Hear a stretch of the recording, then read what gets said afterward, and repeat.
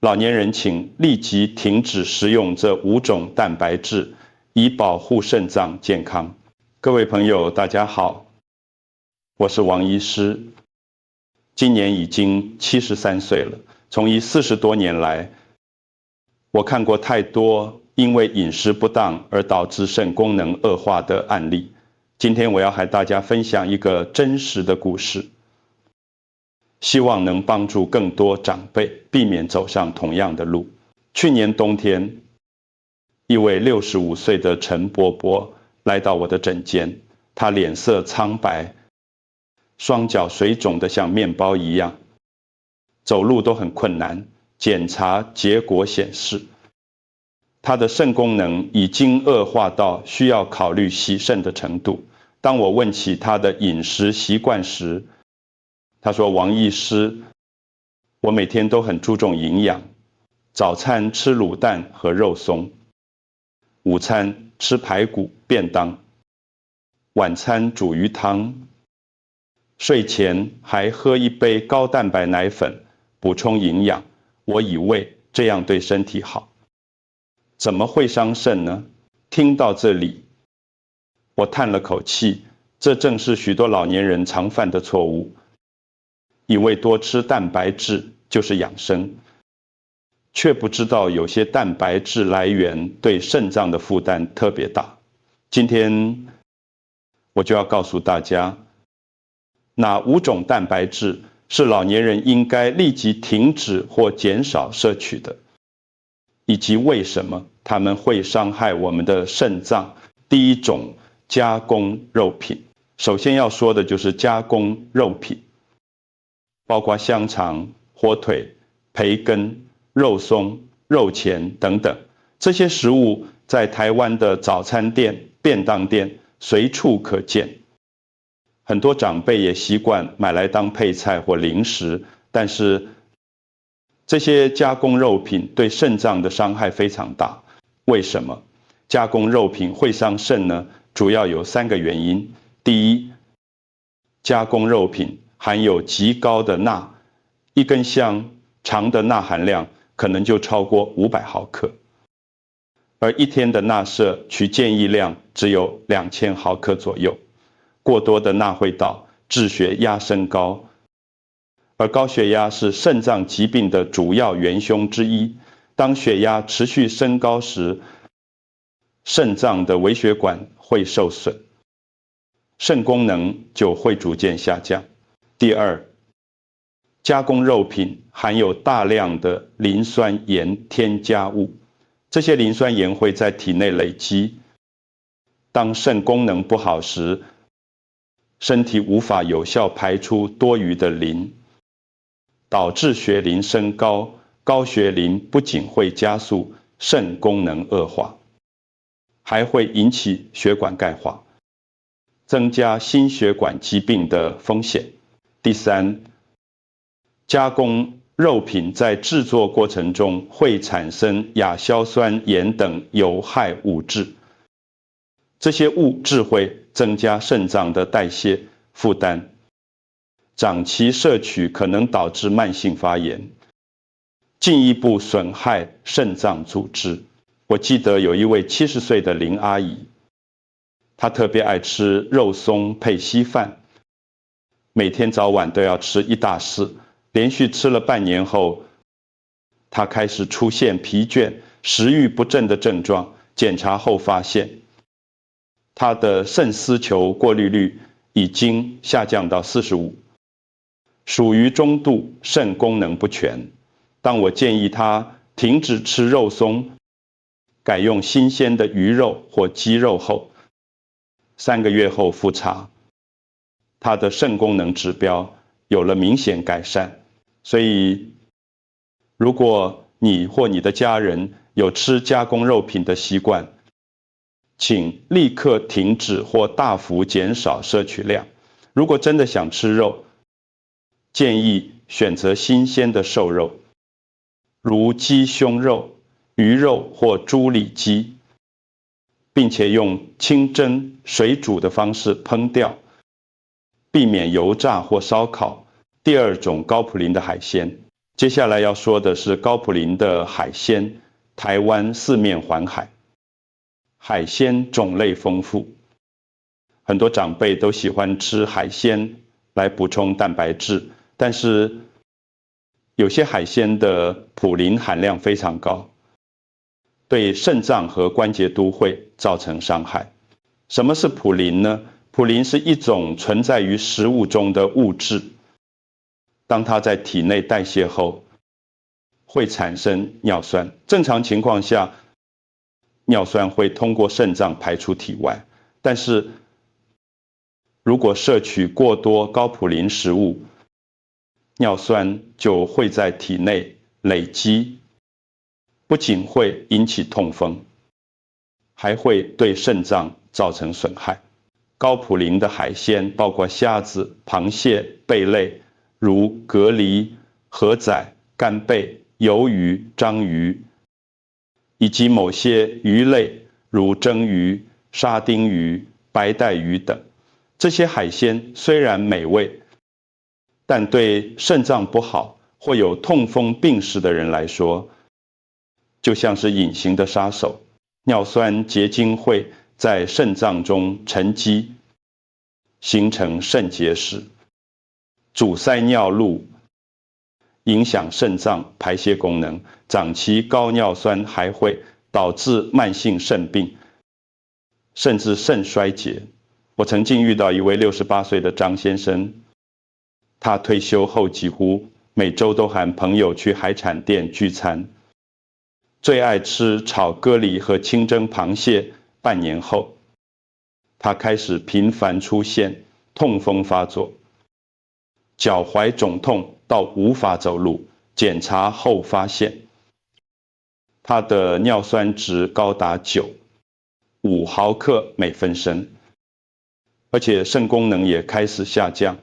我告诉他必须立即停止吃高普林海鲜，并且多喝水，帮助尿酸排出。经过3个月的饮食调整和药物治疗，他的尿酸值降到了6、8，痛风也不再发作，肾功能指标也稳定下来。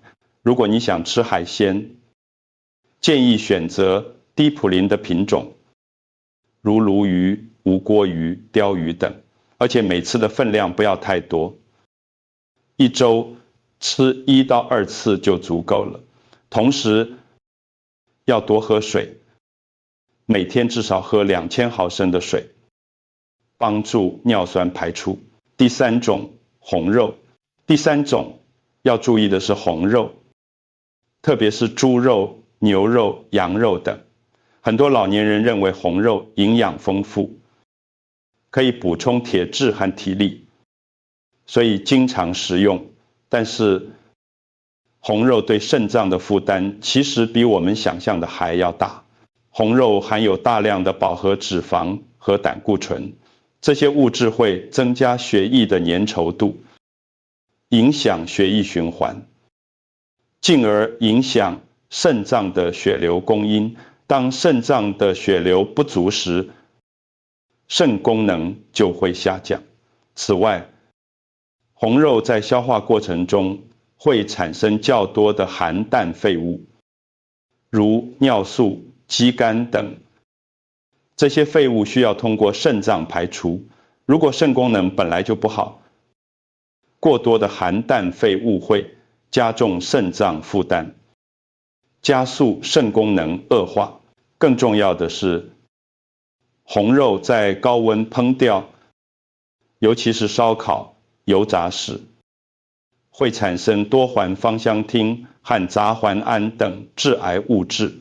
这些物质不仅会增加癌症风险，也会对肾脏造成氧化压力和发炎反应，长期累积会损害肾脏组织。我记得有一位75岁的黄伯伯，他年轻时做工很辛苦，所以退休后特别喜欢吃牛肉来补身体。他几乎每天晚餐都要吃一大块牛排或红烧牛肉。1年后，他开始出现下肢水肿疲倦、食欲下降的症状。检查结果显示，他的肌酐值已经升高到5毫克每分升，肾丝球过滤率只剩下28，属于重度肾功能不全，距离洗肾只差1步。我严肃地告诉他，必须立即停止吃红肉，改为白肉如鸡肉、鱼肉，并且严格控制蛋白质的总摄取量，同时配合药物治疗和定期追踪。经过半年的努力，他的肾功能指标总算稳定下来，暂时不需要洗肾。如果你习惯吃红肉，建议每周不要超过2次，每次的分量控制在50到70公克左右，大约是一个手掌心的大小。烹调方式选择清蒸、水煮或炖煮，避免高温、油炸或烧烤。同时，要多吃蔬菜水果，补充纤维质和抗氧化物，帮助减少红肉对身体的负面影响。第4种，高磷的乳制品。第4种要注意的是高磷的乳制品。很多老年人为了补钙，每天都喝牛奶或吃起司、优格等乳制品，但是对于肾功能不好的人来说，这些高磷的乳制品可能会造成反效果。为什么要限制磷的摄取呢？因为磷和钙是体内2个重要的矿物质，它们的平衡对骨骼和心血管健康非常重要。当肾功能下降时，肾脏无法有效排出多余的磷，导致血磷升高。高血磷会刺激副甲状腺分泌过多的副甲状腺素，进而从骨骼中释放出钙，导致骨质疏松。同时，高血磷还会与钙结合，在血管壁沉积，造成血管钙化，增加心血管疾病和死亡的风险。全脂、牛奶、起司、优格、冰淇淋等乳制品都含有较高的磷，特别是加工过的起司和调味乳，含磷量更高。一杯240毫升的牛奶约含有230毫克的磷，而肾功能不全的患者，一天的磷摄取量建议控制在800到1000毫克以下。如果每天喝2杯牛奶，再加上其他食物中的磷，很容易就会超标。我曾经治疗过一位72岁的吴阿姨，她因为有骨质疏松，所以每天都喝3杯牛奶，希望能补充钙质。但是几个月后，她开始出现皮肤瘙痒、疲倦的症状。检查后发现，她的血磷值高达6，8毫克每分升，正常值是2，5到4，5伤，而且肾功能也在恶化。我告诉她，虽然牛奶含钙，但对肾功能不好的人来说，高磷的问题更严重。我建议他停止喝牛奶，改为低磷的豆浆或杏仁奶，并且补充钙片来维持骨骼健康。经过调整后，他的血磷值逐渐下降，皮肤瘙痒的症状也改善了。如果你有肾功能问题，建议减少乳制品的摄取。